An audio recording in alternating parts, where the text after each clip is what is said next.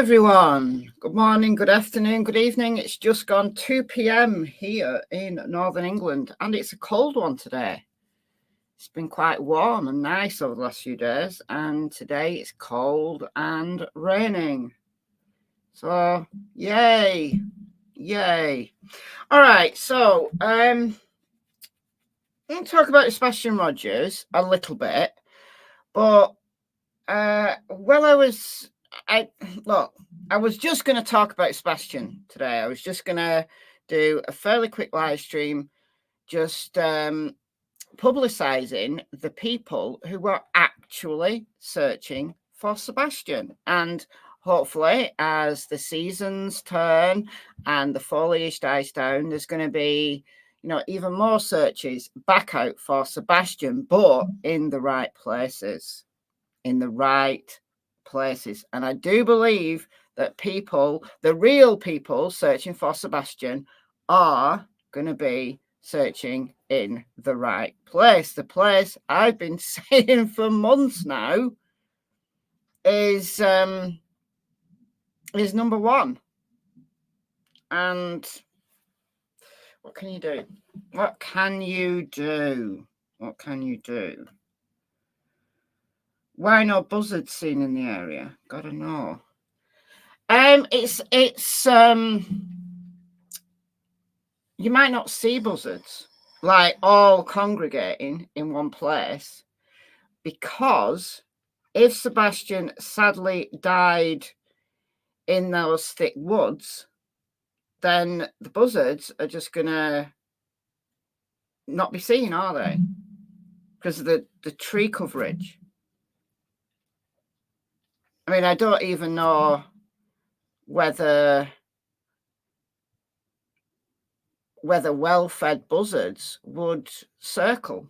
I know everybody expects to see, like the vultures in on the savannah. You see them all circling and congregating and waiting for their time. But if they're well-fed, if there's lots of tree coverage, lots of critters, they're not going to all be hungrily circling, are they? So you won't necessarily see that type of activity. I don't know the answer. I'm not a buzzards expert. But, okay, so I'm going to talk about Sebastian a little bit, but I want to actually focus at least half of this live stream on a new case. And there's a little girl, her name is Oaklynn, and she's been missing now this is day 3. So she's been missing since Thursday evening. And she's 6 years old. She's autistic. She's non-verbal. And she's missing out of South Bank, which is in the middle of nowhere in British Columbia in Canada. So Oaklynn's case hasn't hit the YouTube streets yet, as far as I can tell. And I was following updates for her case all day yesterday. There's a Facebook group been set up for her. Her mother's doing updates on Facebook. So I was periodically checking in, hoping that Oaklynn would be found. That she'd wandered off. She just got lost, and there's a lot of people searching for Oaklynn at the moment. And sadly, as I was preparing for this live stream, just like putting links together, it occurred to me that I need to check for updates on Oaklynn, and she's still not been found. So I've added Oaklynn's name onto the title of this live stream. After the live stream ends, I'll update the thumbnail and put Oaklynn's face on the thumbnail alongside Sebastian's. So, yeah. All right. So we'll start with Sebastian, because I'm guessing that's why you're all here, because, I don't think anybody really knows about Oaklynn's case as of yet. Like I said, I don't think it's hit the YouTube streets, but it's very, very concerning. Another autistic child gone missing, and she's only 6 years old. All right, so we'll start with Sebastian. And okay, let's start with the circus. We might as well. I did a video yesterday on the absolutely disastrous. I mean, I was shocked. And look, I've been on YouTube a long time, and it's not often I get shocked these days.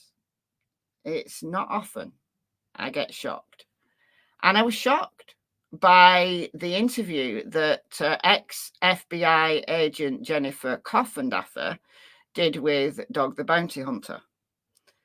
And I just played a little bit of it in yesterday's video. I'm not going to publicize it in anymore. I'm not going to play any more clips from it. I'm just really, really saddened that somebody as well known as Dog the Bounty Hunter and somebody who should know better, somebody from, you know, using her FBI credentials. I mean, who would have heard of Jennifer Coffindaffer hadn't it been for the fact that she's ex-FBI? And she uses the Bureau, as she calls it, the FBI's name. She uses it. She uses it to go on Court TV and News Nation as an expert. And yet she sat there and listened to this utter crap that was coming out of Dog the Bounty Hunter's mouth. And she didn't challenge him. She did not challenge him. And he was going on about sodium pentothal with the truth serum, which I just can't get over. I can't get over it. But yeah, Dog, he's not going to actually kidnap anybody, but he could get a doctor to just shoot someone up with truth serum and then interview them. Okay, all right. But it was worse than that. It was worse than that. Even worse. If it can be at all possible, it was even worse than that. I mean, to the fact of body shaming Katie. I mean, how disgusting.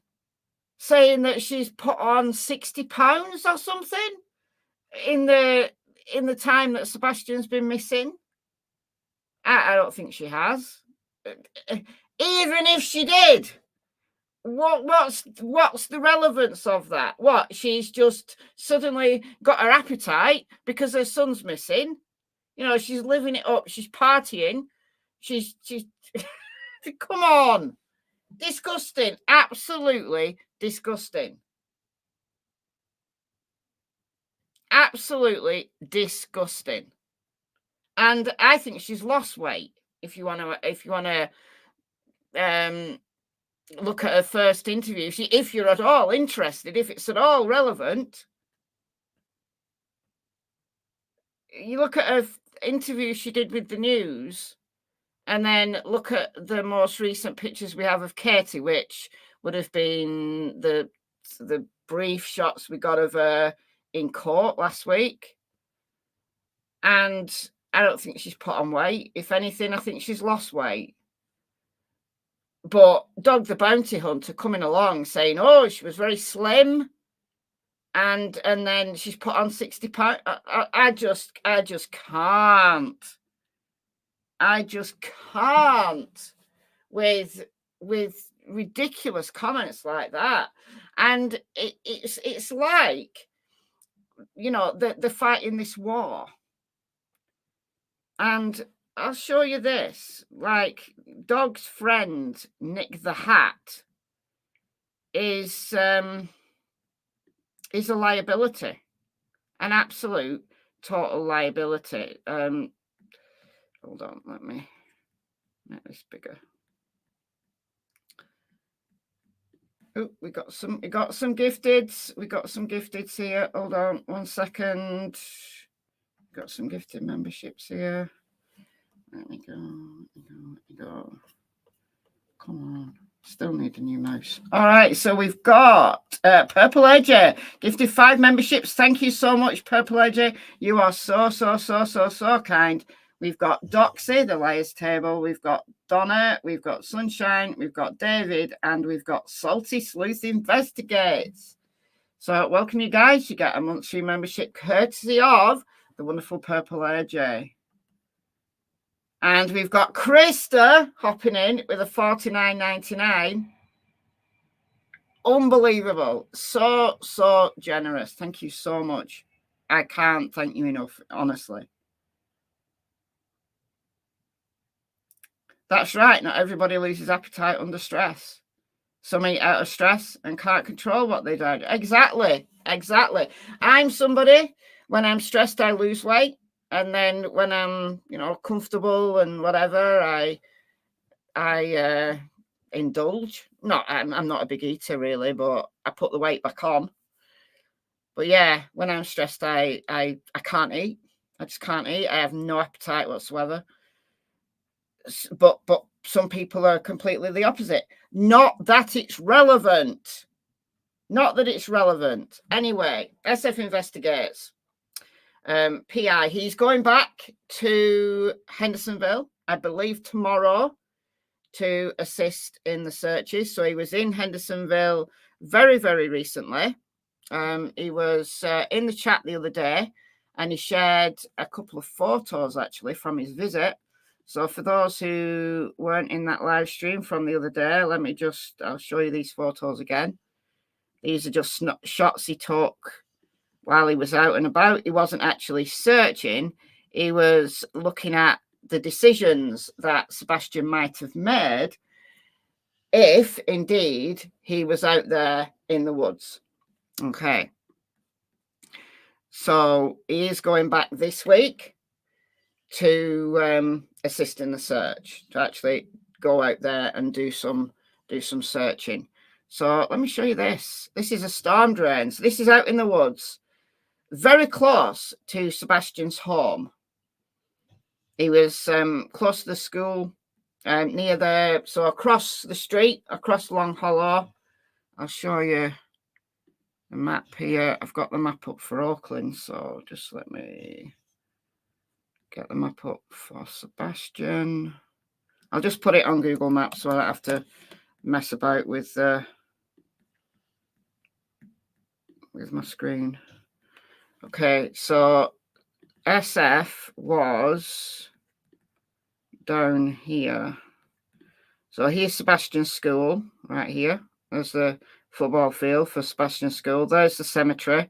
There's the construction site. And then this is Sebastian's house here. And SF was down here. So this is the fire station. And he was in this area. So just across Long Hollow. Long Hollow Pike is the main road that goes through. So SF was right here. And he took these two photos.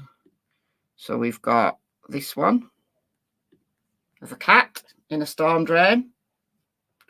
Now, apparently, storm drains in the area have been checked. But listen, Caleb Harris from Texas, Caleb Harris, found in a pump station thing. Like, did he fall down a manhole? All that was meant to have been checked. And there's Caleb Harris's remains 4 months later. Okay.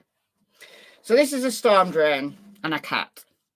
What is Sebastian's favourite animal? A cat. So the fact that there's cats out there, of course there's going to be cats out there. These might be, it's probably a feral cat. There's going to be cats out there.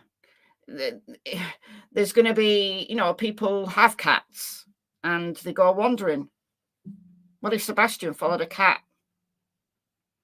What's also one of his other favourite animals? Snakes. He loves snakes and he loves cats.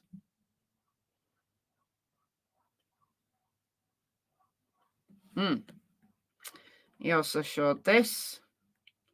This is some kind of, I don't know, rock formation. I don't know whether it's a natural rock formation or whether it's something, I don't know, been built. But basically, the upshot is there are lots of tight spaces.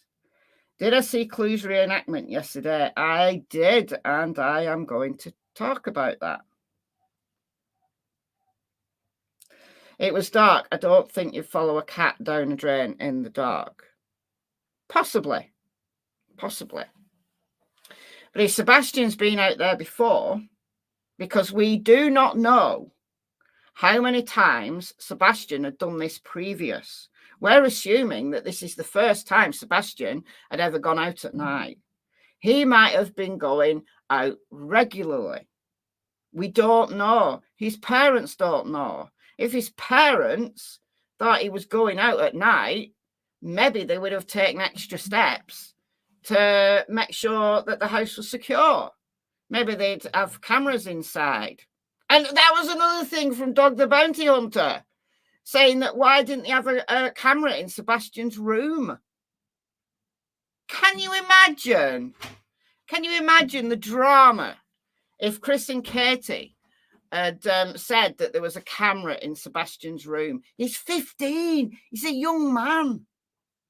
Who would put a camera in a 15-year-old's room? But what you might have is you might have a camera in the hallway near the door. You might even have an alarm system on your door or something to alert you to the fact that that door is opening at night. Because, yes, it is dangerous for any, teenager to go walking about on their own at night. Exactly, Gypsy Trails. It would be creepy.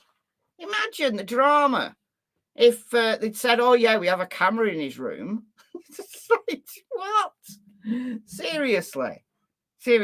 But there may have been steps taken to make sure that if he went out, they'd know about it. But if they didn't know that he'd been doing this, and how do we know that he wasn't going out in the day as well? And how do we know that he didn't have, secret places that he went to? And this is very, very close to his home. This is not somebody who, is walking for miles. This is somebody who potentially is walking about in the immediate vicinity within, half a mile of his home.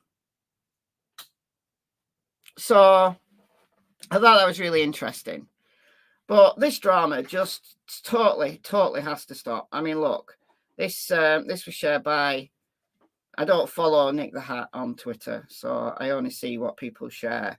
The team members, you don't know, are the true warriors behind this force, whatever it may be that we're literally watching unfold in real time. Flares are going up. Who will be the first to wave the white flag? We now know who the players are, and it's game time. Really? This isn't a war. This is a missing child. This isn't a war. We don't need truth serums. We don't need illegal moves. They'll be doing waterboarding next. They'll be suggesting that we need Chris and Katie to be shipped off to Guantanamo Bay or somewhere else so that we can, use some advanced interrogation techniques on them. No, he liked enclosed spaces. And that's why early on in the investigation, the cops was asking landowners to check things like crawl spaces, vehicles, anywhere that a teenager could crawl into, because like many autistic people, Sebastian liked tight spaces. The cops knew this from day zero. The cops knew this in the first couple of hours of the search because a neighbour across the street told them that they'd found Sebastian hiding under one of their vehicles. Now, was he hiding because he was scared? Was he hiding because he was playing a game? But his parents weren't aware of it. Chris and Katie weren't aware of it. And I think Chris said on an interview that he wished the neighbour had, come along and told them because they weren't aware of it. They're not aware of it. And the neighbour, well, not really a neighbour, but someone who lives on Willow Bend. So it's on this stretch here. It's one of these houses. Like there's many, many more houses now on here. We've got some very recent footage up from over the last few days from his name's Vanished and Corrupt, Stephen Crabtree. He's been flying his drone over. So all of this is now houses, and it's just this back end. This back end now is the construction site, and that's where the retention pond was, around there, that area. It's not there anymore, but that's the retention pond that was there that Max dove into, Max the German Shepherd. But one of these houses along here told the cops on the morning of the 26th of February that he'd seen Sebastian wandering about. You know, they showed a picture, and he said, yeah, I know that kid, he wanders about. But he hadn't seen him recently. And that's probably because the construction had been completed here. So Sebastian was now playing here. So this neighbour on one of these houses ain't seen him anymore, because Sebastian's gone playing here. So how do we know that he's not playing in the cemetery? He's not playing around the back of the school. He may even have crossed the road and gone playing in here. You know, there's lots of caves. We know there's a cave, there's a house on Long Hollow. I don't know which house it is. I did actually find the house, but in the woods at the back of that house, that's where the collapsed cave was. It was actually on someone's property. And the cops on the morning of the 26th of February, and we know this because it was all on the dispatch audio, all caught on the dispatch audio, cops were just going into people's yards, like looking under crawl spaces and stuff. You know, they were knocking on the doors. If they weren't in, they were just checking people's yards. They were going into crawl spaces. They were going into sheds if they weren't unlocked. And one of the cops searching the land on a house on Long Hollow found a cave. And he had a look in, and he couldn't get in because the cave had collapsed. We know all this. We've played the dispatch audio, we've played it all twice. We've gone through it all twice on this channel. Okay. So it's not a war. It's not a war. And this kind of news footage, this has to stop. And it's not going to stop because, you know, everybody wants Dog the Bounty Hunter on their news piece. He's been on News Nation. He's now been on Court TV. He's been on Jennifer Coffendaffer. And this is WKRN from 2 days ago. He's here as well, talking crap. Let's listen to this. It's only 2 minutes. Let's listen to this.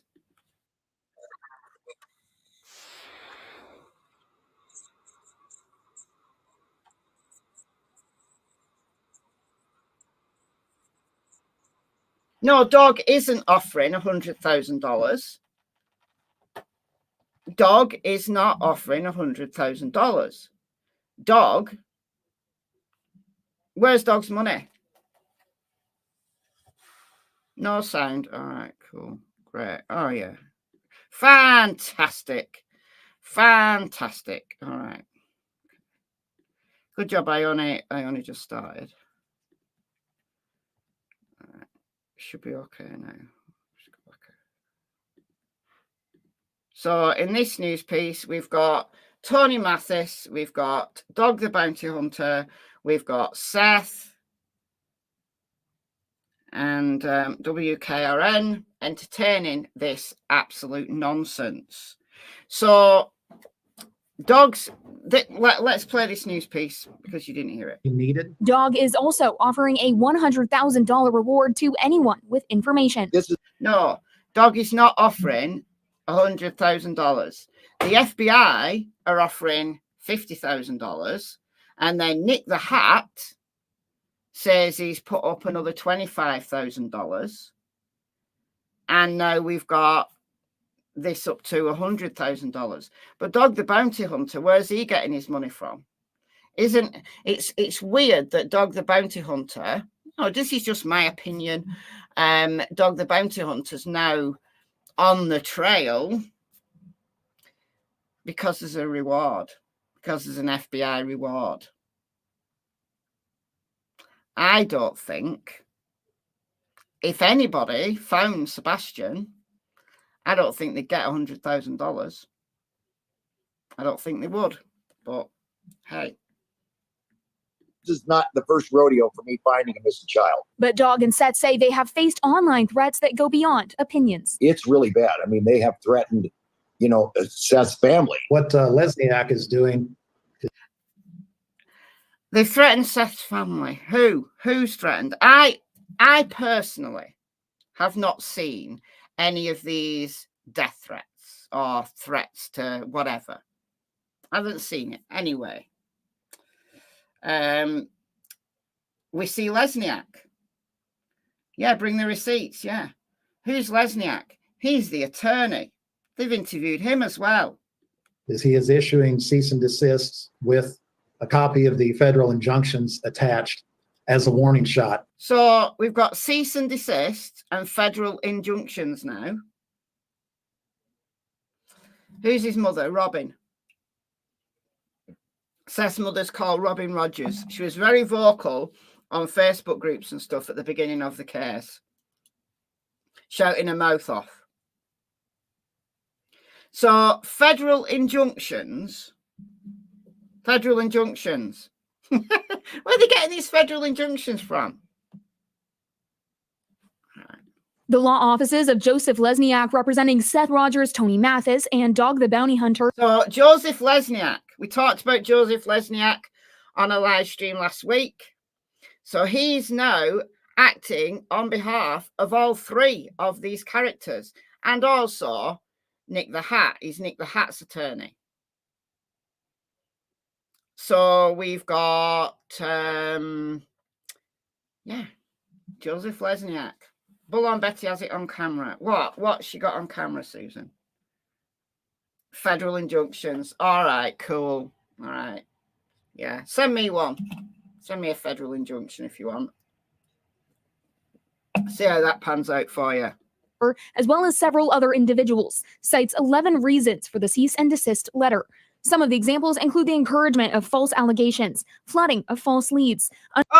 False allegations and false leads. Ha!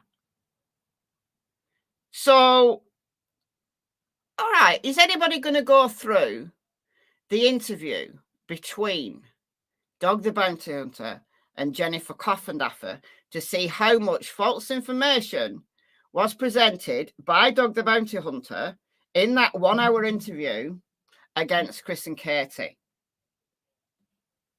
Undermining reward credibility and interference with the search operation. Lesniak says going forward, he recommends social media users explicitly state that they are sharing their opinion, not fact. It's all, in my opinion, allegedly, and the actual facts of the case are nothing, nothing that has been said by Dog the Bounty Hunter or Tony Mathis. They are not facts of the case.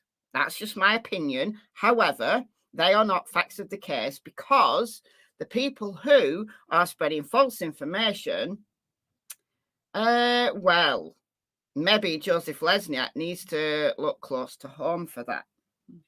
We believe that this happened. My opinion is I allegedly, this is what I've heard. Yeah, allegedly, Joseph Lesniak is a bit of a smarmy bastard, but that's just my opinion, allegedly. I believe that just based on my opinion. And he's got a very punchable face, in my opinion, allegedly. Those types of words then clue listeners into, okay, this is not fact, this is somebody's opinions. Lesniak tells me continued. So I would like to say, in my opinion, allegedly, that anything that Dog the Bounty Hunter or Tony Mathis says is not factual. I just like to say that, all right? In my opinion, allegedly, but those are facts not to listen to. Okay, cool. Glad we've got that sorted. Legal action will be dependent on the response of the recipients and what his clients ultimately decide. We are going to take every single one of these online troublemakers, bullies, or whatever that is. All right. So who's paying for all of these federal charges? Who's paying for this attorney? Who's paying? Who's paying? all the way to the woodshed legally. Lay down with dogs. Yeah, lay down with dogs, you'll get fleas. Take it from one who knows. If you have any information, you're asked to call Dog's Tip Line. No, you're not. Please don't call Dog's Tip Line. All right. If you've got a genuine tip or lead relating to the whereabouts of Sebastian Rogers, in my opinion, allegedly, do not call Dog's Tip Line. He is not an investigator on the case. Please call the TBI at 1-800-TBI-FIND. And shame on this news channel for playing into this utter BS, in my opinion, allegedly. All right. Okay. So the real search for Sebastian Rogers is going on. We have actually got some new footage. I played a little bit of it in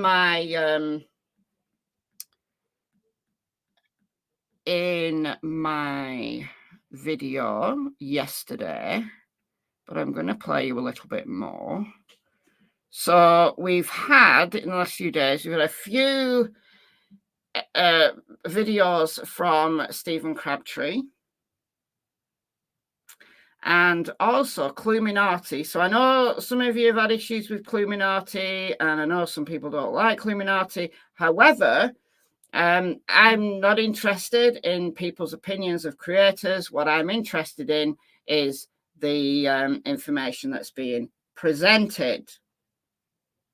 In my opinion, allegedly, Michelle is very funny this morning. Oh, I don't know. You might have to get a federal injunction. I don't know. All right. So CLUEminati has been out searching for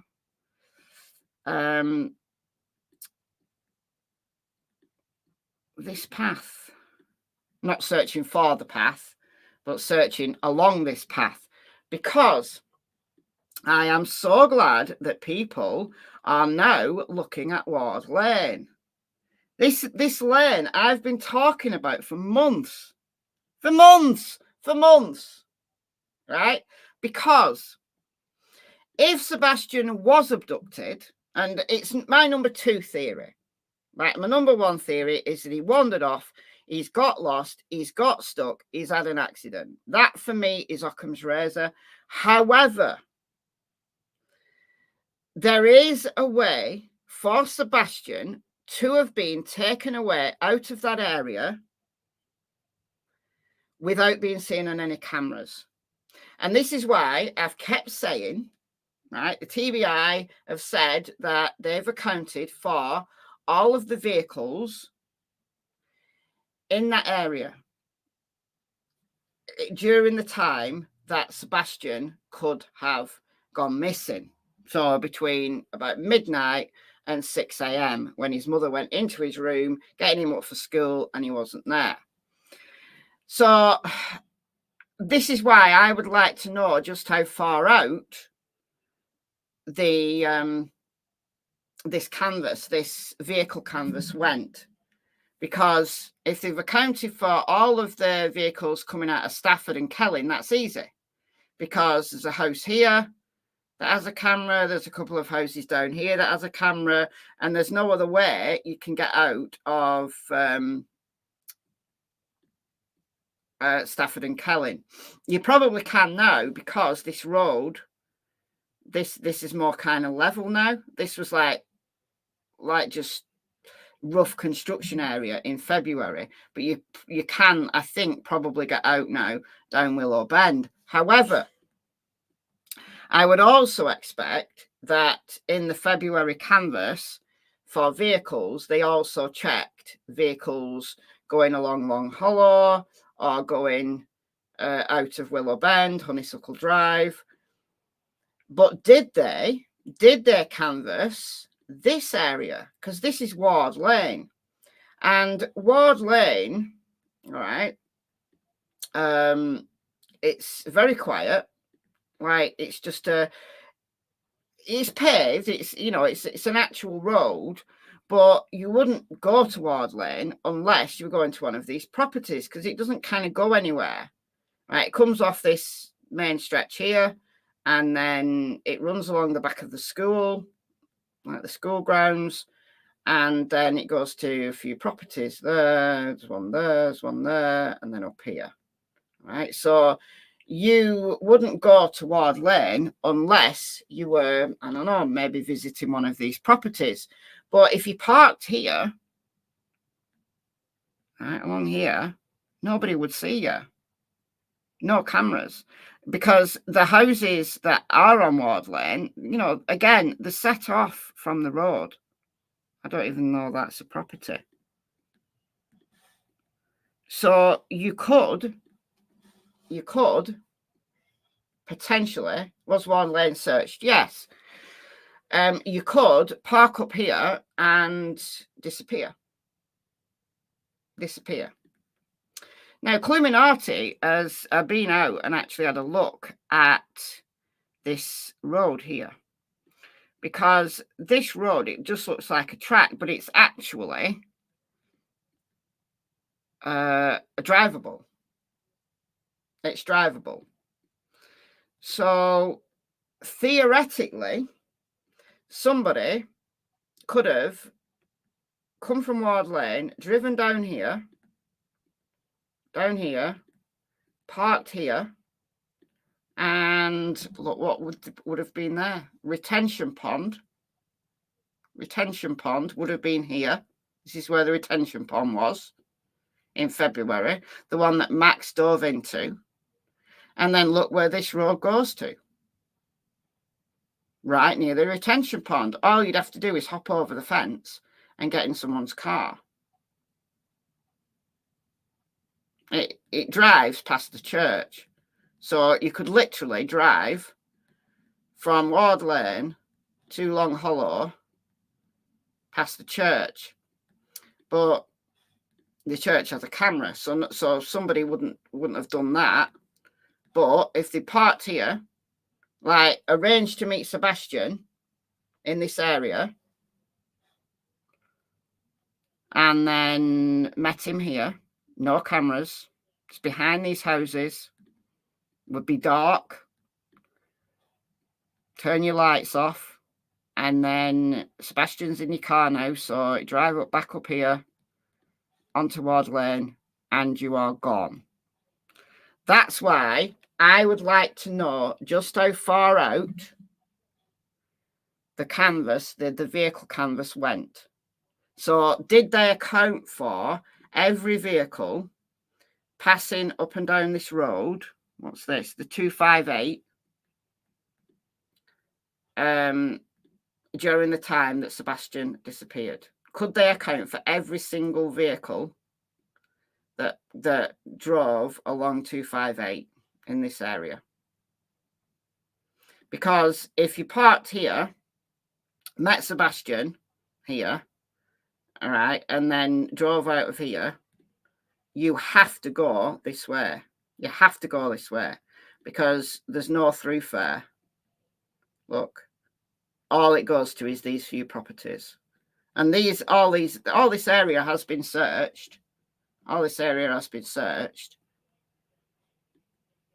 But I'd like to know what vehicle canvas was done along this area.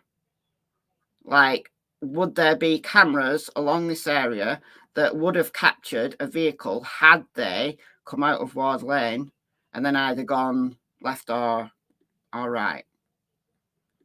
Because if there's no camera that would capture you driving along this road here and along this road here, then that's the abduction route. That's the way that you could have abducted Sebastian without being seen on any cameras. Now, like I said, this is my number 2 theory, because how did they meet Sebastian? How did they communicate with Sebastian? How did they tell Sebastian to meet them there?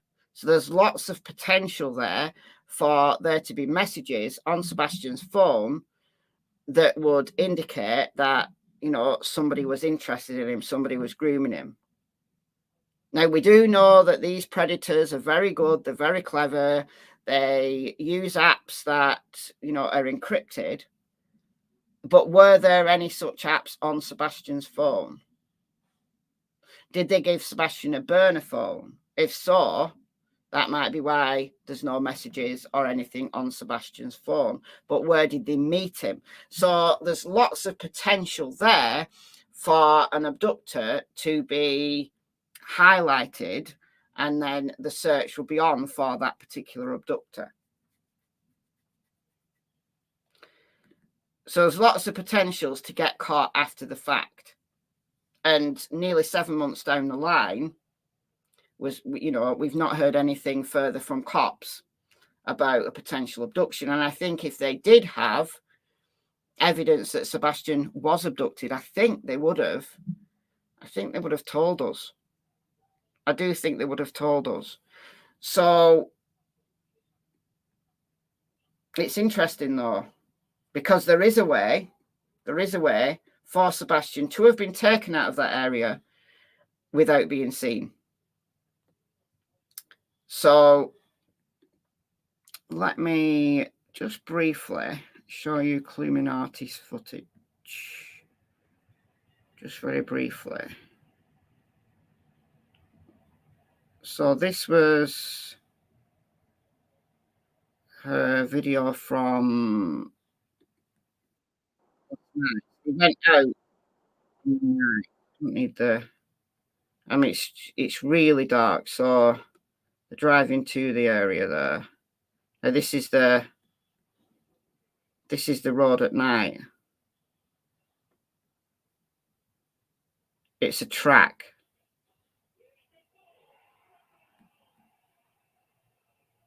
Now, CLUEminati was in the car, and then her fiance. Where's that at? Oh, I think that's the school. Her fiance was doing tests.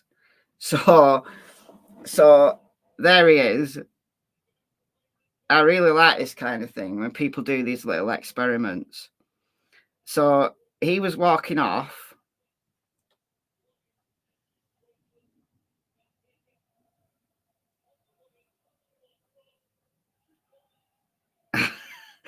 I don't know what she's doing. Like doing a nighttime view, I think.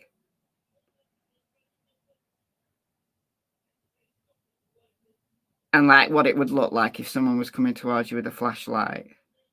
I mean, I do like these little types of experiments. And that's what it looks like with no lights on. When you've got no lights on. So they were driving this track. So easy.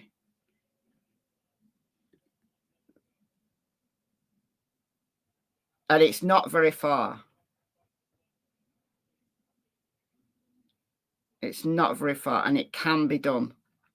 It absolutely can be done. But like I said, if Sebastian was abducted, it's absolutely possible to have got him out of there, without being seen on cameras, assuming that the vehicle canvas was only in that immediate vicinity, and assuming that if somebody did pick him up from Ward Lane, from here, so this is the track that CLUEminati's driving on. This is Ward Lane. So assuming that somebody picked him up and drove him from Ward Lane, assuming that there would be, because it has to go, the car has to go this way out of Ward Lane, assuming that there would be cameras somewhere along here, and assuming that every vehicle had been checked. If that's been done, and the cops are absolutely sure that every single vehicle that passed through here between midnight and 6 a.m. has been accounted for, then he wasn't abducted going this route. But if they only canvassed all vehicles in the immediate neighborhood, then that will be the way out. Now, look, guys, if somebody did abduct Sebastian going this way, they would have to know about this way. They would have to know that, the construction site exists. They'd have to know that this road exists.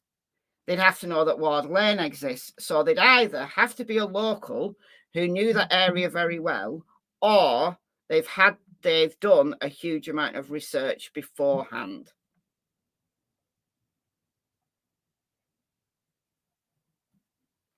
So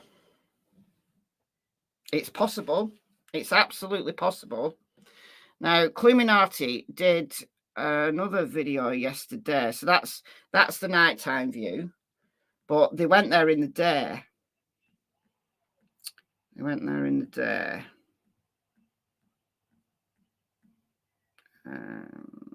There, this one. And I think it's this one.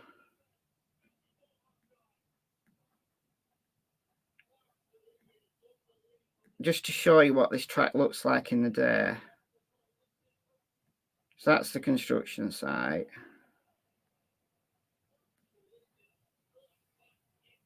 Here we go. So that's the school. That's the track. So they're sitting on Ward Lane here. That's what the track looks like. So it's very drivable. Like, it's not a road, it's a track, but it's very drivable. And there's a gate, and the gate is locked with like a bicycle lock or something. And assuming this happened, let's just imagine that this happened. If that gate had been forced open, if that lock had been cut, then presumably that would have been known about. So you think, well, there's a locked gate, no trespassing. However, you can just go around the gate. And what CLUEminati noticed, and this is really good work, is that there's tyre tracks. There's tyre tracks around this gate. So they're driving up, right? To the gate. Now, just right there, that's where the construction site is, just up there. Look. There's tyre tracks. So people have been driving around the gate. So the gate's pointless. The gate's maybe just there to, to put the sign up and say no trespassing. But anybody who wanted to go there at night could do, no camera, and just go around the gate. So it's absolutely possible that somebody could have done that.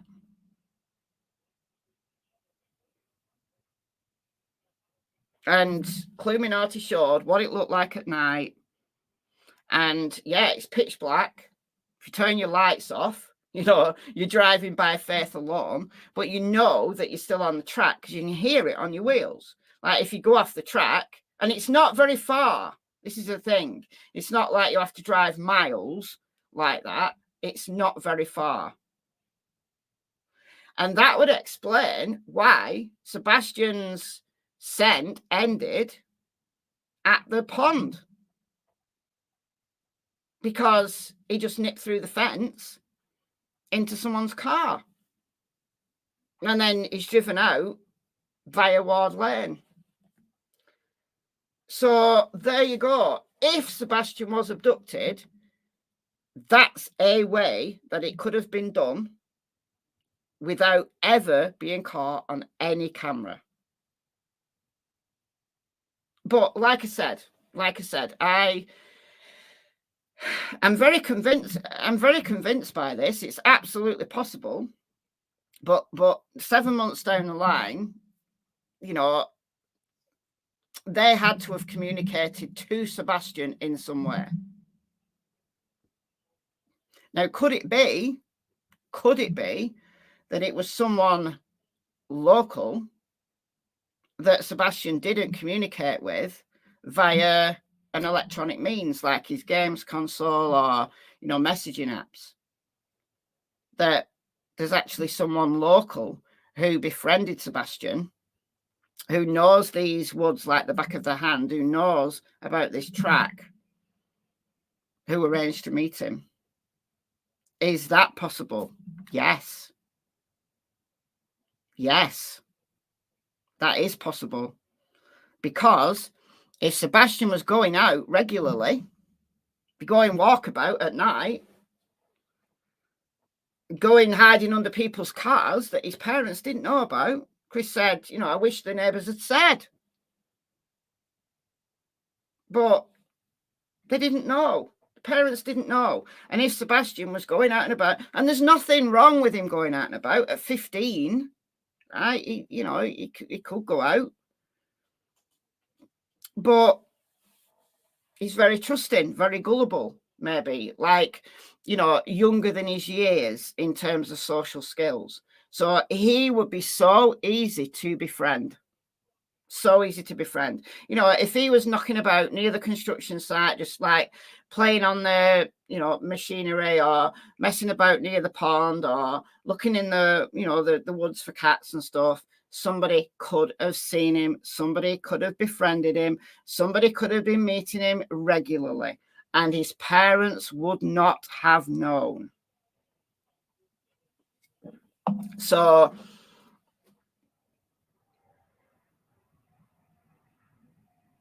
yeah, it could have happened. It absolutely could have happened. And that's, yeah, those tire tracks around that gate. Because I looked at this map, I've been looking at this map thinking that's the way to get him out is Ward Lane. But I assumed that you would have to walk him out. I assumed, before seeing those tire tracks, I assumed that to go from the retention pond to Ward Lane, Sebastian and an abductor either would have had to go this way, nip through the hedge here and then onto Ward Lane, or go via this track. I didn't know that you could drive down here. I didn't know that this was drivable.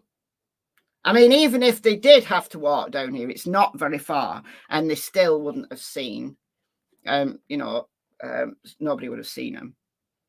Because you could have parked your vehicle, like, let's say, for example,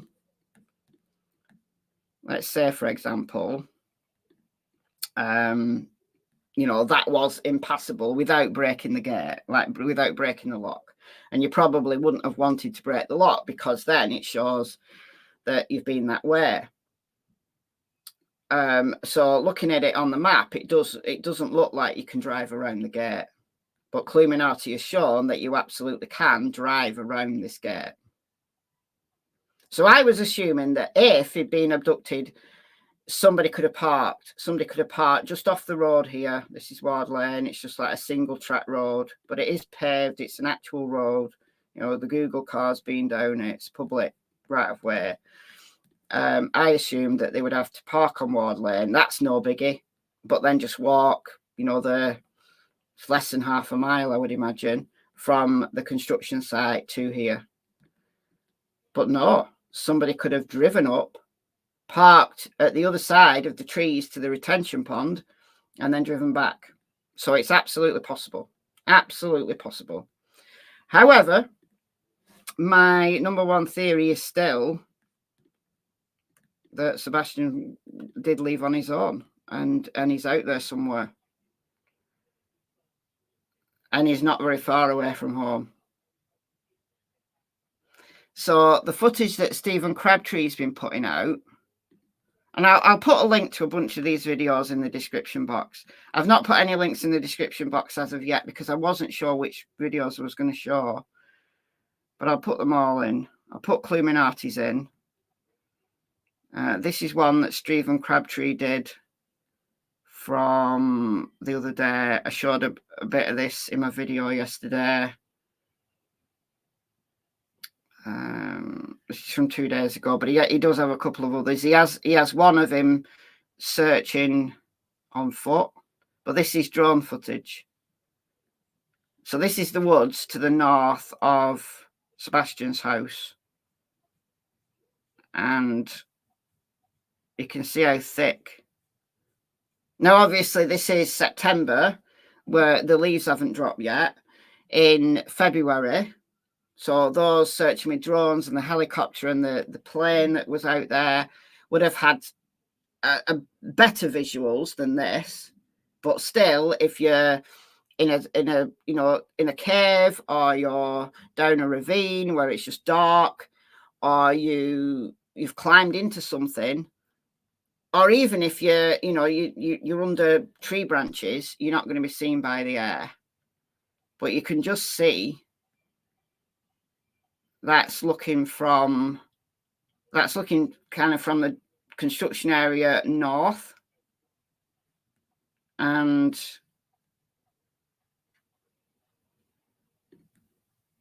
there's loads of ponds and there's all sorts back there. All sorts back there.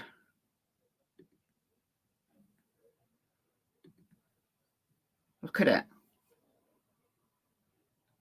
Caretaker of school, construction site. Yeah, people working on the construction site. It's really good footage.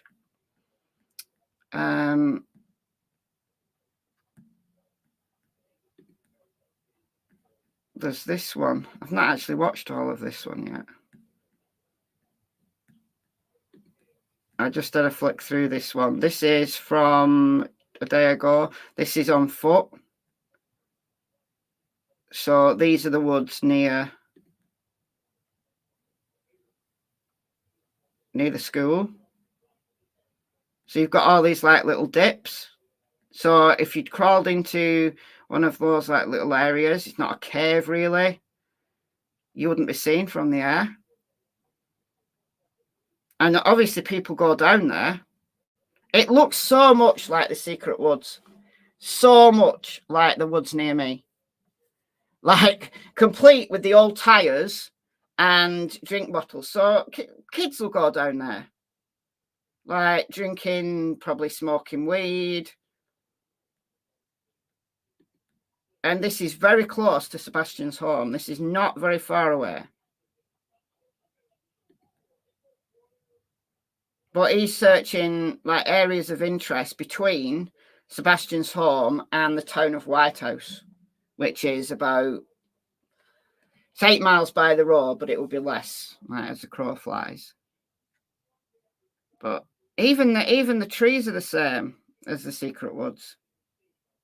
Yeah, thank you, Litlocked. Yeah, it does. It looks exactly like the secret woods.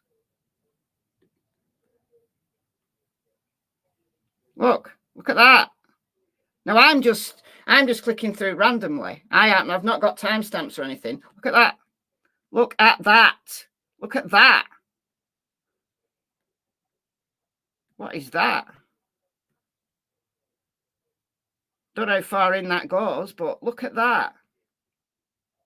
I don't know whether that's a natural cave or whether that's a tunnel of some kind.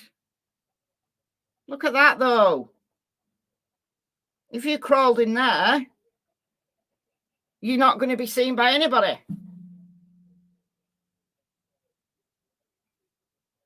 You crawled in there, no one's going to see you. And how many places like that are there in these woods?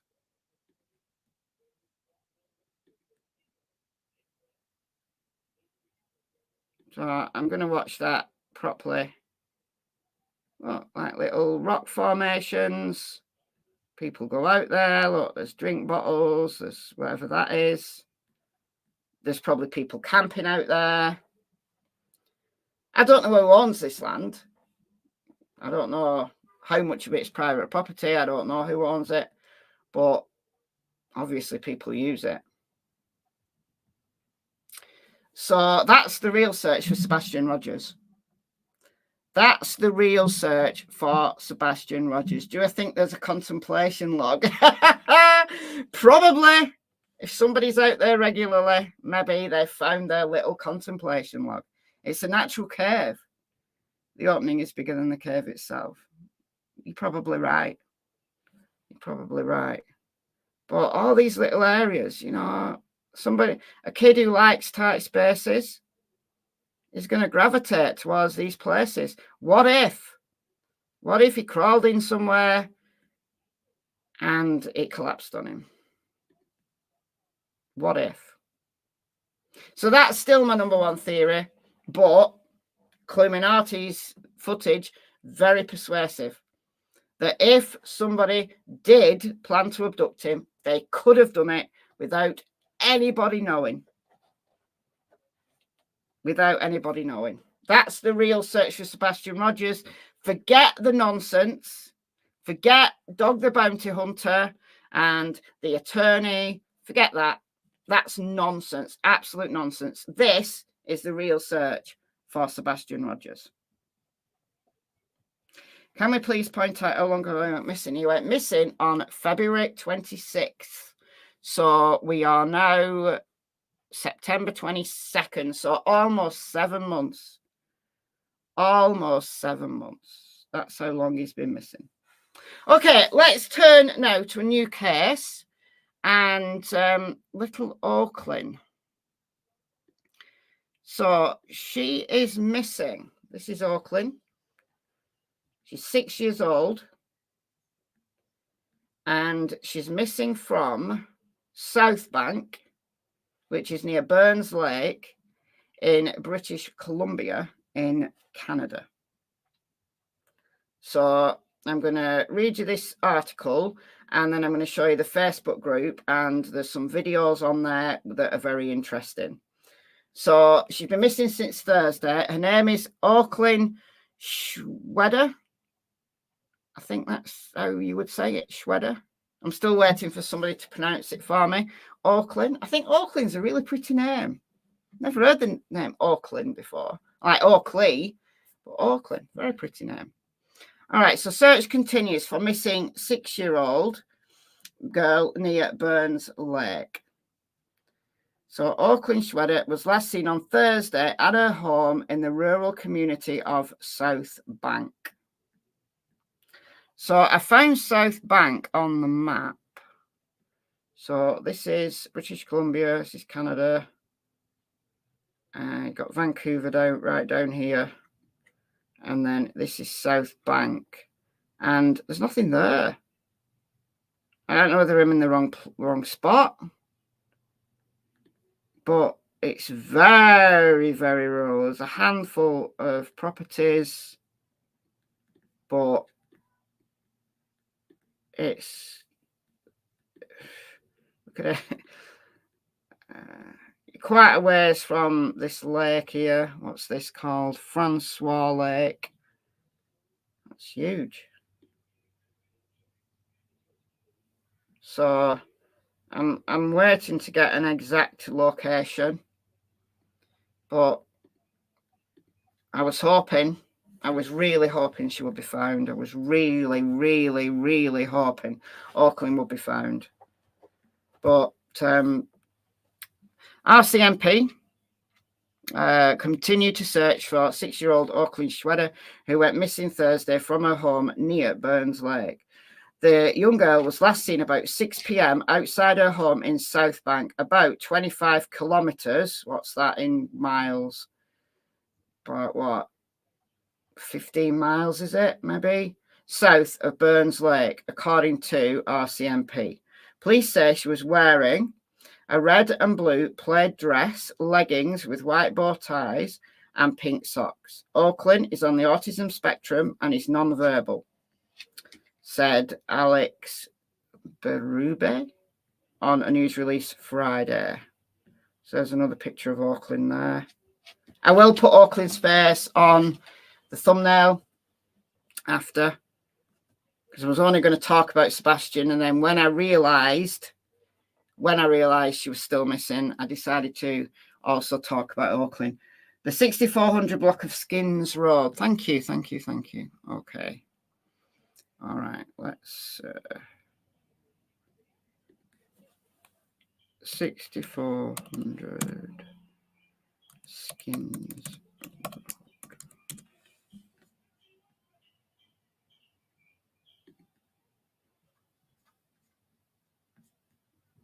Oh, okay. It takes me further south. So I was like South Bank, just it's up there. So that's where the pin took me, but 6400 block of Skins Road. So it takes me right down here.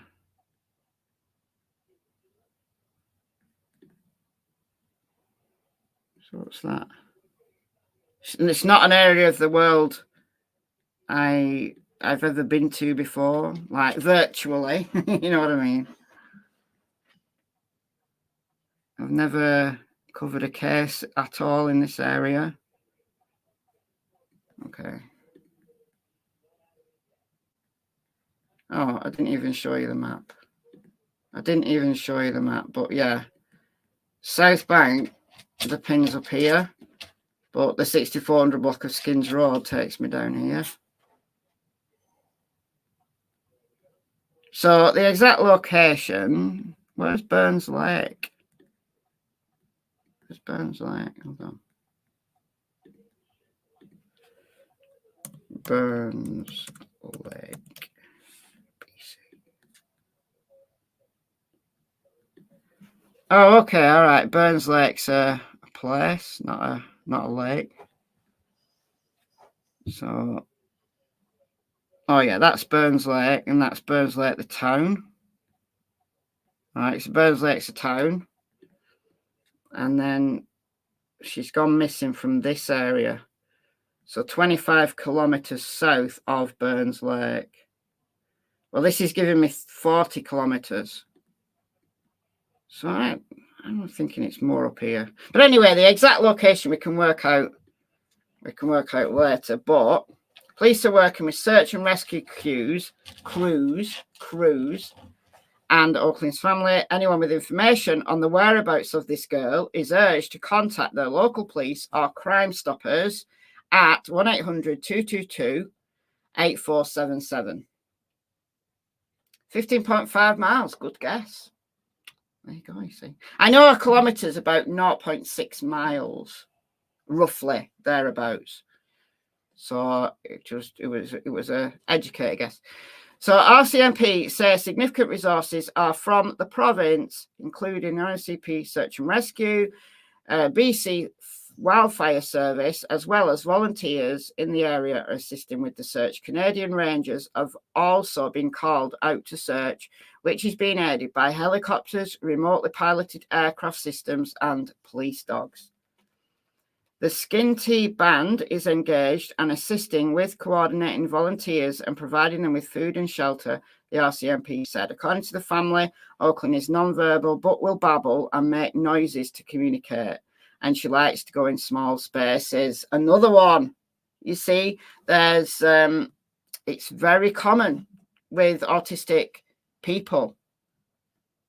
Autistic children, they like small spaces. Like there's have you seen those weighted blankets that you can buy?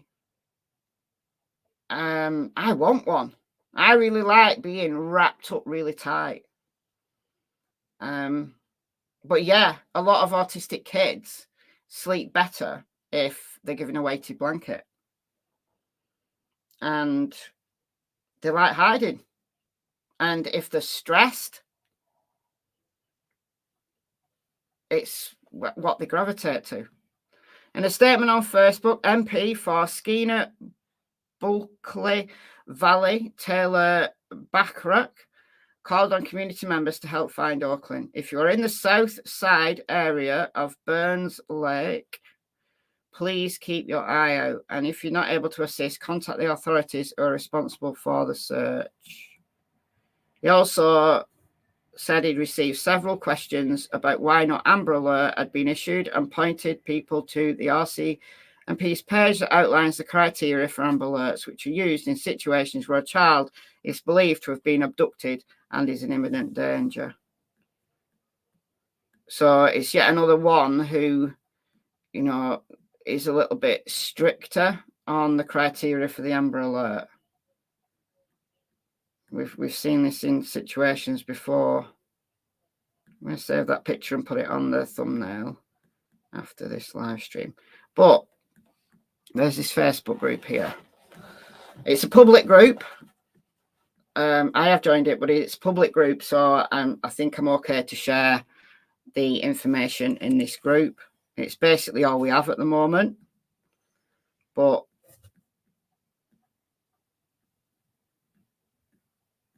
okay, so let me do newest posts. So the newest post was 7 hours ago, but it'll It'll be only a early morning, won't it, in British Columbia? Well, they're going to be 8 hours behind me, maybe. I've created a post to help with donations, which is good. So the title of this group is called Missing Oaklynn Schweder Updates. It's got 3.2 thousand members, so that's good. All right, we've got a missing poster here. Circumstances. Missing since February 19th, 6 p.m. South Bank, Burns Lake, British Columbia. Burns Lake RCMP is asking for help from the public to locate 6-year-old Oaklynn Schweder. Last seen outside of her residence at 6 p.m. Police have numerous resources in the area, search and rescue, liaison with all of that stuff. So if you've got any information, Crime Stoppers, 1-800-222-8477. Then we've got Burns Lake, RCMP, Missing Children Society of Canada. So red and blue plaid dress, leggings, white bow ties, and pink socks. Autism spectrum and is non-verbal. So that's all the information we've got, but we've got these videos. So this is the area.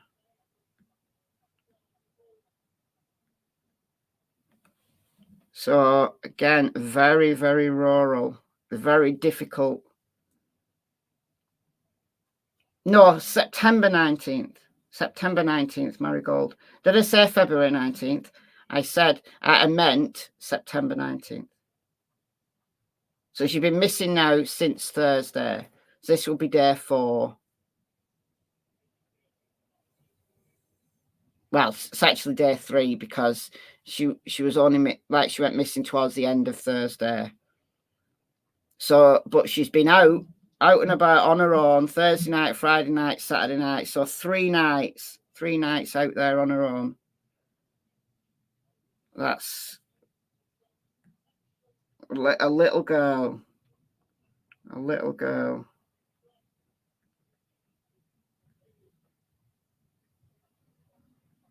So this is Saturday. Now there's a post down here with the search map on. So if you're in the area though, volunteer search and rescue, be sure to check in at Station Skin T Band Office. In these kind of situations, avoid reaching out to family members directly. This is always a difficult time. Please keep any interaction on social media about the missing loved one. Yeah, no drama, please. No drama. What's this?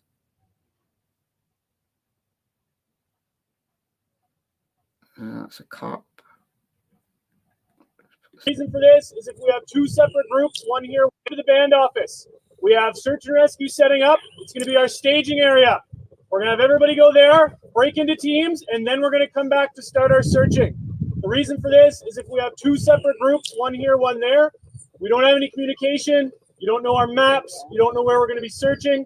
So if you could please make your way down there, we can all work together and hopefully get this started as soon as possible. Okay? If you have any questions, we'll answer them down at the command post. All right, thank you so much, everybody, for coming out. We really... All right, so that's the coordinating volunteers there. So that'll be from yesterday.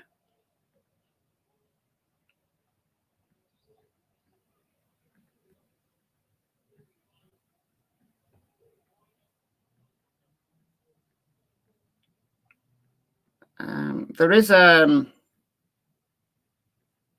if you're in the area and you can't go out searching, call for supplies. There have been so many people who have come out to help search for Oaklynn. Ladies at the band office cooked for and fed 500 plus people today. They actually ran out of food at the end of the night. They have enough water and Gatorade for tomorrow. Here's a list of what they need. Definitely protein of some sort. Okay, so pasta, rice, spaghetti sauce, fresh veggies. Cabbage is great to make soups, carrots, peas, celery, onions, all right, all that stuff. Cheese slices for sandwiches, bread, butter, marge, mayo, brown sandwich bags, and coffee cups. I would basically say, if you've got food, if you've got some spare food, go and send it over to them. Oh, look at that. That is so cool. So this is thermal imaging. That is so cool. So you've got little critter hiding around there.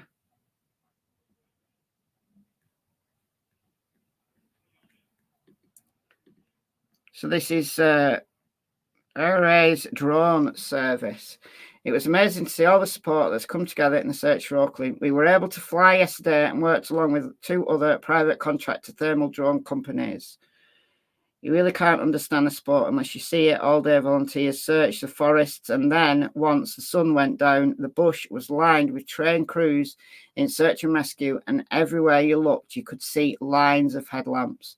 They are doing everything in their power to find her, and the searches are very thorough. We captured many animals last night in this thermal video, showing the effectiveness of thermal at night when temperatures are at the coolest. It's so cool. That little critter's got no idea that he's being tracked. Bless him. So they're pulling out all the stops. All the stops. So, you know, the volunteers and the professional agencies, when the sun goes down, they don't stop searching. It's just a different type of search at night.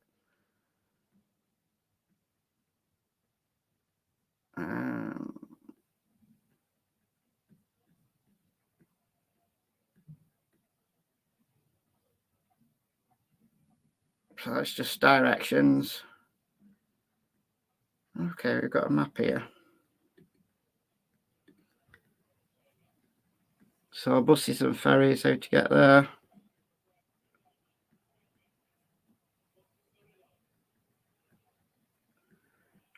Here we go. Now, this is 19 minutes. I haven't actually watched this, but this is from 10 hours ago. So this would have been from yesterday. So I don't know how good the sound is on this, but this might give us some additional information about the search. So let's dip into this here. From the First Nation and this evening. A show of hands, who were here yesterday or last evening when I... Great, thank you so much for returning today. And for the new folks, welcome and thank you. So Search and Rescue in British Columbia is run by volunteers, and we've had dozens of volunteers come from across British Columbia to help with Oakland, combined with community members here from the First Nation communities, as well as Burns Lake and Southside. Can you hear that? All right. I mean, it's not great audio, but just give me a heads up that you can hear it all right. And then I want to listen to this, so I'll mute out and then we can all listen together.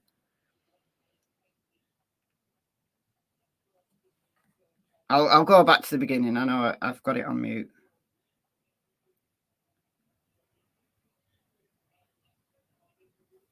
This one is shared to my Facebook group. It's very informative. Good stuff. Right. So we've got a heads up that we heard it. So right. All right. So we'll start it from the beginning. I'm going to mute out. I want to listen. We're here yesterday or last evening when I... Great. Thank you so much for returning today. And for the new folks, welcome and thank you. So Search and Rescue in British Columbia is run by volunteers, and we've had dozens of volunteers come from across British Columbia to help with Oakland, combined with community members here from the First Nation communities, as well as Burns Lake and Southside. And then we've also had a number of agencies like Wildfire and RCMP involved with this. So it is a very massive undertaking in terms of trying to find Oakland. My goal tonight is just to update you in terms of the search efforts that went on last night and then today, and then give you a bit of a vision as to what we're looking at for the next little while. So yesterday when I briefed you, we were wrapping things up for the day search and ramping up for the night search. Last night we had over 100 wildfire personnel who searched a couple of areas. We completed 13 assignments overnight, and those were in areas where we had indication that Oakland might be in. We were also fortunate yesterday to get confirmation from someone who did spot Oakland and give us a direction of travel from when she left the residence on Thursday night. And that's been helpful for the search management team to focus our efforts in terms of where to look more closely. So wildfire teams were in those areas last night adjacent to roadways because we've spent a lot of time looking at, it's called lost person behavior. So when you have an individual like Oakland, so a young person and then someone with autism, we have a category of lost person, and then the behaviors that they do is sometimes different than, say, somebody who's a hunting, who's a 40-year-old hunter, or a 25-year-old hiker, right? You'd expect different behaviors. So the search management team has been working in terms of looking in those priority areas, and we completed 13 assignments last night. We also had search and rescue volunteers out last night assisting them, and then a search management team both here on South Side, but we also, with the technology that we were able to utilize, have one person down on Vancouver Island helping in planning. So that was really beneficial because last night they put together over 40 team assignments, which allowed us then this morning, when you folks showed up, to be prepared to get you out into the field as quickly as possible. So thank you to those folks who burned the midnight oil to put together the assignments and keep the search efforts moving ahead as seamlessly as possible. Today, we have been completely thrilled with the response that we've had between ground search and rescue coming from across British Columbia, wildfire folks returning today, but especially all of you to come out and help. I do not have the final number in terms of people who've been involved today. Yesterday, we had a number close to, or just over 300 people involved, and I am absolutely certain we have more today involved, and we will let you know that number once we have that. So thank you very much for coming out.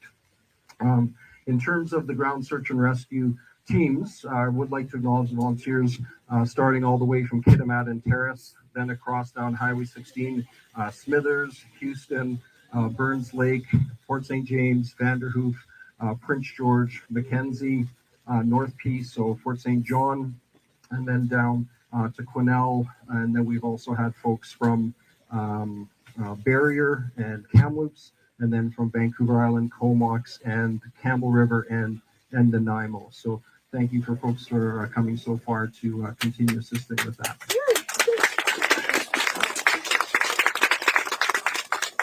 I would also like to acknowledge all the different First Nation searchers and organizations who have come, especially for taking care of our bodies so well with all the food and drinks that they've brought. That has been incredibly generous and heartfelt. Thank you for those folks involved with putting that together.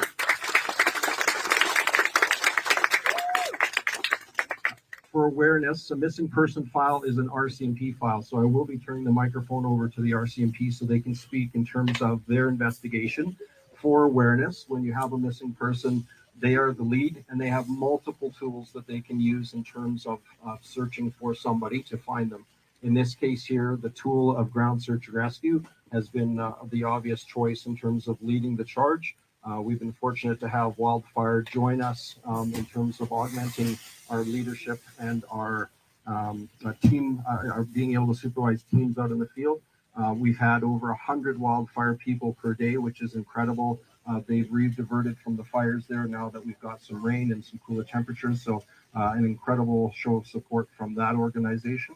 But also, I would like to acknowledge all the external other organizations. We've had a number of counselors coming in here. There's programs called Critical Incident Stress Management to take care of folks, because I can imagine for many of you, this is an extremely stressful and emotional time. I'd like to now focus your attention on the map there. So as folks have been going out in an organized fashion, we are using GPS technology to track where folks are going. That is really valuable for us for a couple reasons. First of all, we want to be strategic and thoughtful with our use of your time out in the field. And if we can show that an area has been covered and nothing's been located, then there's no need to go back and search. Whereas if there's an area where we cannot have confidence in that coverage, then we're going to invest in having teams in there. So I say that because this is a fraction, a small fraction of the coverage that has gone on to date for two reasons. One is we had early on more people out than we had technology or devices to track that. So as an example, I might be out with one device with 10 other people. So you've got 11 sets of eyes looking, but you've only got one line measuring that. And then there have been hundreds of folks out here in community who did not have a GPS with them, but wanted to see the search efforts. Some of them are here today. Some may not have even signed up or joined in that. So we have a tremendous amount of coverage in terms of looking for Oakland across all the trails, along the roadsides, in the forested areas, along the water bodies. So we're amassing a compilation of the data. I know it will not be complete because, like I said, there have been many people out there searching who are not tracking that on GPS, and that's totally fine. But ultimately, when we do have a final map to show, there will be a lot more on the map, or not on the map, than what may be on the map, but ultimately all looking for Oakland.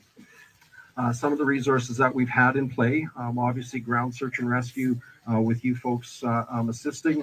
We've had a number of different vehicles. We've had air support from wildfires, so they've had both helicopters and a number of drones with different technologies on those to help look for individuals. We've also had boats on the water today through the Canadian Rangers, so thank you for them to bring out the boats. And so far to date, we have not found anything conclusive at this time. Be aware the RCMP are receiving tips, and I'll turn the mic over to Brandon to speak about that process. And we will be continuing the search on this evening. So I'll hand the microphone over and then talk about this evening and next steps. Thanks so much, Chris.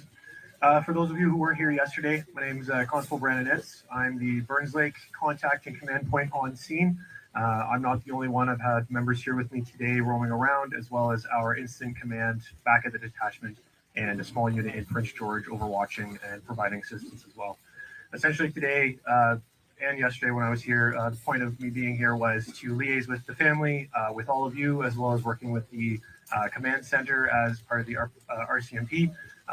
When it comes to the investigation and what's going on, our very first line of attack here is search and rescue on the ground, as well as the air, as you've seen with the helicopters and drones. So that is always our first step that we always implement before we start getting into the other things, like further investigations into possible other lines. Another resource that we use, as my friend said, is tips, hints, any kind of stuff that people might even think of. We have Crime Stoppers available. The line, you just Google Crime Stoppers and you can call them. They work with us.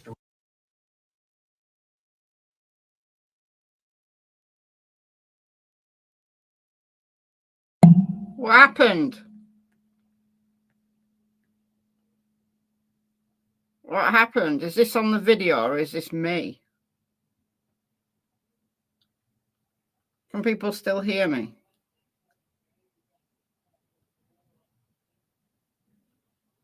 Can people still hear me?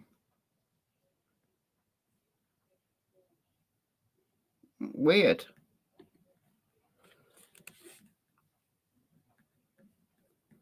That is very odd. That is very odd. Did it, is this what it does? Is this what it did? Did it cut out?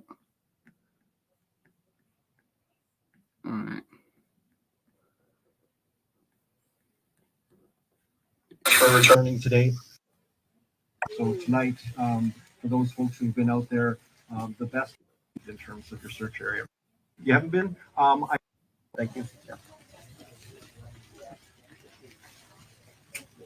CBC, CTV. This is an emergency. Please belong to us. We can get it and get talking to you as soon as possible. We also take direct tips straight at the detachment.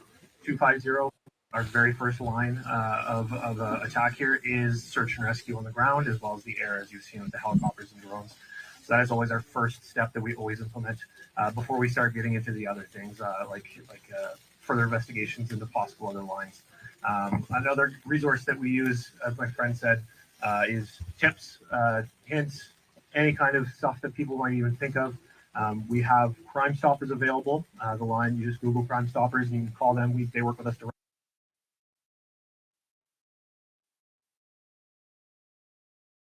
Why is it doing that? I hate Facebook so much. I really do. Facebook annoys me so much. Why is it doing this?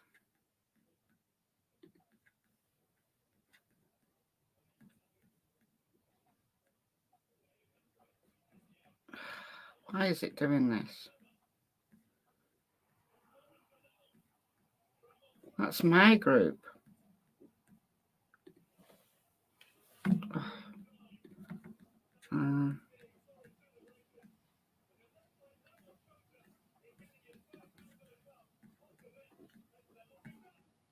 That's the search map.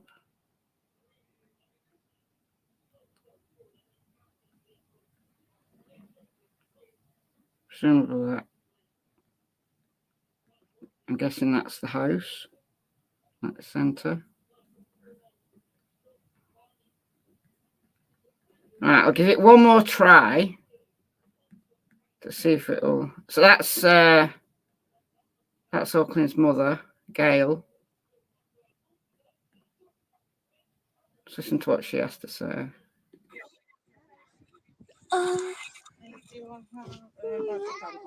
Never mind. It's okay. Like something like anything you need, let me know. Okay? Thank you. Look how big your baby is. Right? The last time I seen her, she was just a little chunk. My baby girl. Oh. And can you please share my post?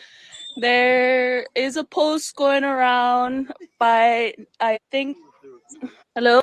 Oh, I keep losing service. I'm sorry. But there's a post going around on Facebook, and Nathan Micheluk is asking people to send the donations to Skin Tyee Band. Please do not do that. I have a person accepting donations for me. It is not my band office.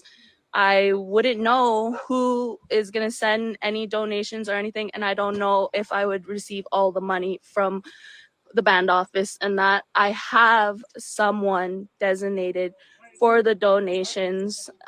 Please share this post. Do not send it to Skin Tyee Band office. Do not send it to Nathan Micheluk. The person you guys send it to is Melissa Tom Dick, and I will post her email in the post, and that so people can copy and paste it. Please. So this is Oaklynn's mother, Gail.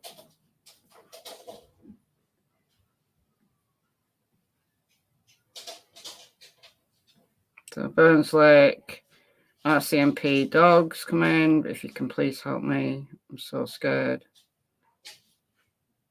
So that's her address.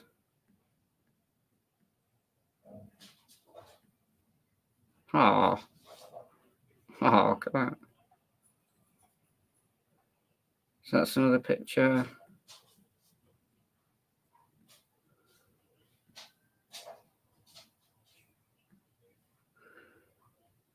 So they're out there playing music, hoping that Oaklynn will come out. So that's another kind of strategy that can be used for autistic children. Like familiar sounds, familiar tunes, songs that they like. That's for volunteers.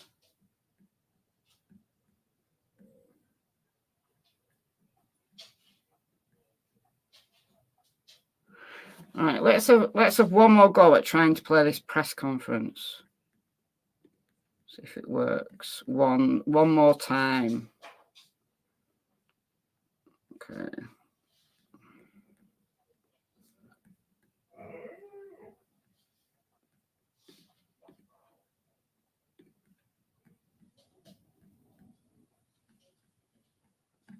So we were about halfway through.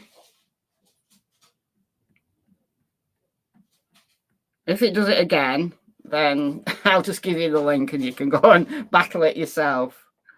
You can go and battle it yourself. So I think we're about 8 minutes in. There. On this evening. So I'll hand them with the 692-7171 is our Burns Lake attachment line. We are open from 8 to 4 Monday to Friday, but after hours, you go to our dispatchers at Prince George, who will do the exact same thing. You say, I have a tip or some information about the missing file in Burns Lake. Please give me an officer, and they'll do everything in their power to either get an officer in the building, or they can patch you straight to our cell phones. Okay. On top of that, if you have a very pressing tip or something you think would change the course of the investigation or the search, 911. This is an emergency. Please call 911, get that information out there, okay? As this search and rescue goes on and as the search continues for Oakland, there's different things at certain steps that we start looking towards. So that includes branching out further to our outside jurisdictions and our partner relationships. So things like the Ministry of Childhood and Family Development, they have resources available for the family, as well as links to international investigators and child safety organizations. We have the BC Missing Kid Foundation. We have Missing Children's Canada as well, right? So we've got all these other partnerships and organizations that we work with to get the news out there. On top of that, I'm sure you've seen it all over Facebook. We have CBC, CTV, Global News, all these media outlets publishing news releases. And on top of that is giving them updates every day so that we can get that out to all of you who might not show up tomorrow, or the people in Terrace and Prince Rupert, or up in Alaska, or down in Seattle that might not be able to make it here, but might possibly have some information, because you just never know, okay? As far as today goes, that's essentially where I've helped out. On the RCMP side, we did have our K9 unit out. Unfortunately, with the impending weather that we had, the drone operators had to call it off, but we did have private drone operators that were willing to come here and help out when it wasn't raining. The K9 unit was assisting the 3 dog units that we had here as well, just to do that extra little bit, right? Because what's better than having 2 feet on the ground than 4 paws, right? So they're getting in there. It's all about redundancy. We're searching. On top of those tips that we're getting, I had 2 members on this side with me and 3 members on the other side of the ferry. The second that we got a tip or some information, we were off to go check that out. Okay, so all of your community tips that you've given us, thank you so much. Please keep them coming in. No tip is too small, no tip is too big. We will investigate every single one of them until we can prove it doesn't have any value, or if it helps us change our search in any kind of direction. Okay. Thank you. Today, as the map shows, for those who were here yesterday, we did expand the search, and we are continuing to do that tonight and into tomorrow. So tonight, for those folks who've been out there, the best way you can help is to go home and get a great night's sleep so that you're well rested. I've been out, I've been search and rescue for 27 years, and I recognize times where I'm so tired I'm literally walking over very clear clues and my brain is not registering. So going home and getting sleep is going to be one of the best friends you can make for yourself. So we will have search teams out tonight. Those will be wildfire folks with search and rescue or search management coordinating them. And then tomorrow morning, we will continue the search. For those who are able to come, we'll ask you to be here again at 8 o'clock tomorrow morning.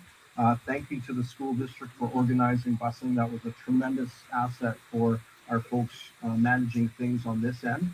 If you are able, taking the bus rather than driving is going to be helpful just in terms of parking logistics. The buses will be meeting at the industrial park in Burns Lake. And for those who weren't aware, they'll bring you to the ferry. You'll walk onto the ferry. We'll have buses on this side pick you up and then transport you wherever you're needed in terms of your search area. So for those who can do that, if you do feel you need to do come with your vehicle, we ask you to carpool as much as possible because parking is at a premium. Tomorrow or tonight, we will have search managers planning for more search segments for tomorrow. So we will have activities for people to continue the search tomorrow with the effort to find Oakland. So at this time here, Paul, was there anything you wanted to add? No? Okay, thanks. So Paul is one of our search managers who was brought in from Vancouver Island with a specialized skill set in terms of search management. So appreciate him coming in for the weekend with a number of his folks and 3 search dogs. So you may see the dogs out in the field and I greatly appreciate those skill sets are put to use. I'll open up for any questions that are asked here before we wrap up things and folks can have some dinner, and then I will be going up to update the family. We do have some teams still currently in the field. We will be waiting to get any information from them before I go up to update the family, and then we'll be transitioning to the night operations for today. Any questions?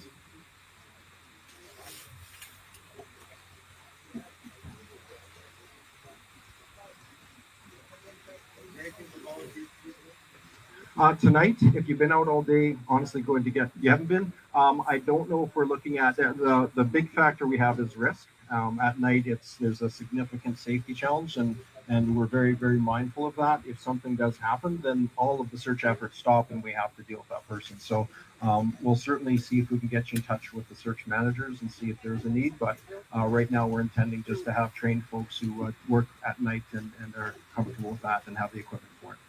Yeah, thank you.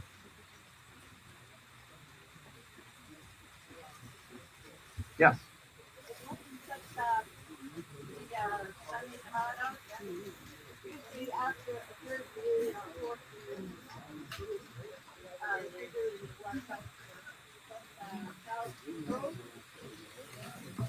Yeah, I can understand that. Right now, we're being as optimistic as we can and continue the search efforts.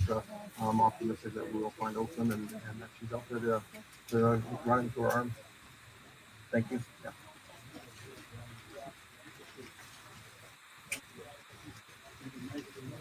Okay, I'm not seeing any other questions. So again, thank you, folks. Please do enjoy some of the food that's been brought here. A very sincere thank you to those who are responsible for it. All right, so I think he's going to wrap it up there. So for those just coming in, we're talking here about 6-year-old Oaklynn. She's been missing since Thursday around 6 p.m. She was last seen at her residence around 6 p.m. The specific details about how she was seen, who last saw her, I don't know the answer to those things. But we're talking here about Canada, British Columbia in Canada. So it's this is Burns Lake, which is probably the biggest town. But Oaklynn lives south of Burns Lake. This is Skins Road in the South Bank area. So very, very, very rural, virtually, you know, it's just all wilderness. All wilderness. Vancouver is right down here. Right down here. So we're looking at a northerly area. And the search effort, however, has been immense. Lots of volunteers out there. In the day, they're asking for volunteers. At night, they're sticking to the professional services, people with the, you know, the thermal imaging and stuff like that. Because if a little kid's out there on their own at night and they're wandering around, that heat signature is going to be picked up. So, you know, it's safer to let the professionals do the searching at night. But Oaklynn has now been out there for 3 nights. She's only a little girl. She's 6 years old.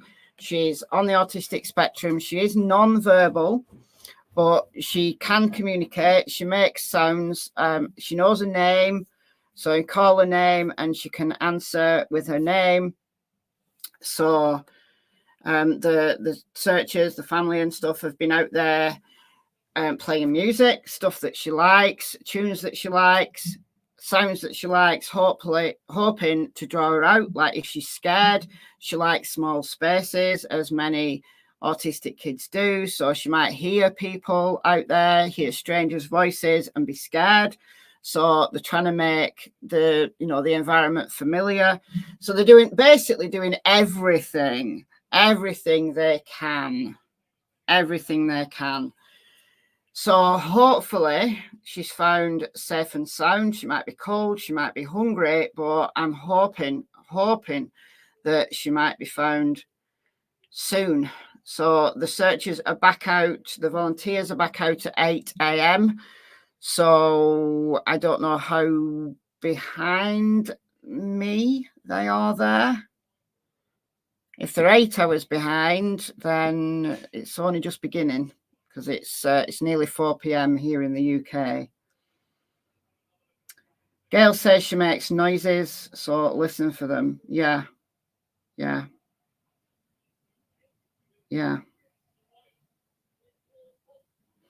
So 8 a.m. Pacific time is in 15 minutes. I'm assuming that they're 8 hours behind. I don't exactly know. If anybody knows, what's your time zone if you're in that area? Are you Pacific time?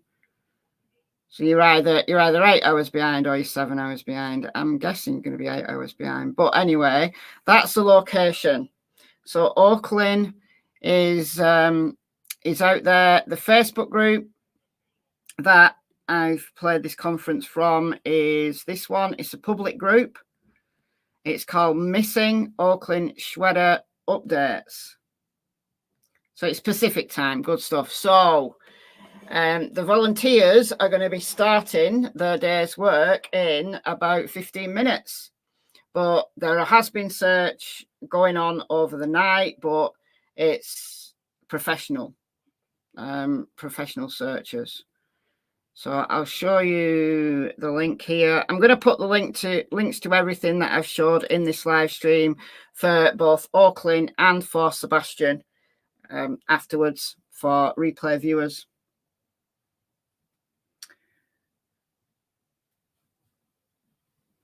It's 7 a.m. now. Okay, 7 a.m. All right. Well, it's not morning yet. Whatever time zone it is, whatever time it is back there, it's way behind me. Like, it's nearly 4 p.m. here in the UK. It's 7:47 in British Columbia. All right, so it is nearly 8 o'clock. It is nearly 8 o'clock. So the volunteers are going to be out there very soon. But Oaklynn has not been left on her own all night. There have been professional searchers out using thermal imaging and all of the stuff that they use for nighttime searches. So hopefully they find her today. I'm really hoping that they find her today. So Oaklynn Schweder, she is 6 years old. The description that we've got here from RCMP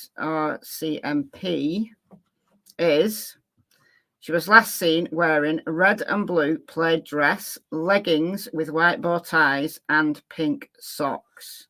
I don't know if she was wearing shoes or whether she was just in socks. I don't know the answer to that. But she is autistic. She likes small spaces. So if you can go out there searching, please join one of the search parties. You know, but if you're out there and you have property out there, then of course, please do search your own property, but focus on the tight spaces. So crawl spaces, dark spaces.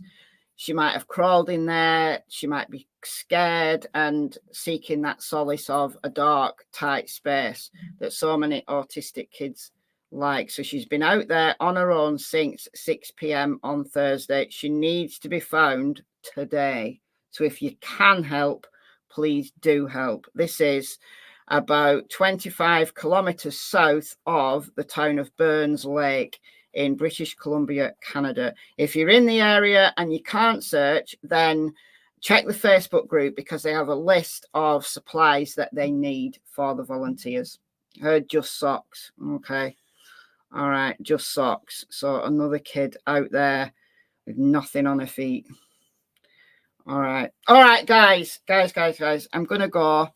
I'm going to be looking for updates all day or for the rest of the day for Oaklynn. Their Sunday is only just beginning, so there's a whole day of searching ahead for Oaklynn. So hopefully she's found very soon. And no drama, please. No contacting the family, telling them that they're blameworthy, all of that stuff. Please leave that aside. This is a search for Oaklynn. Okay. All right.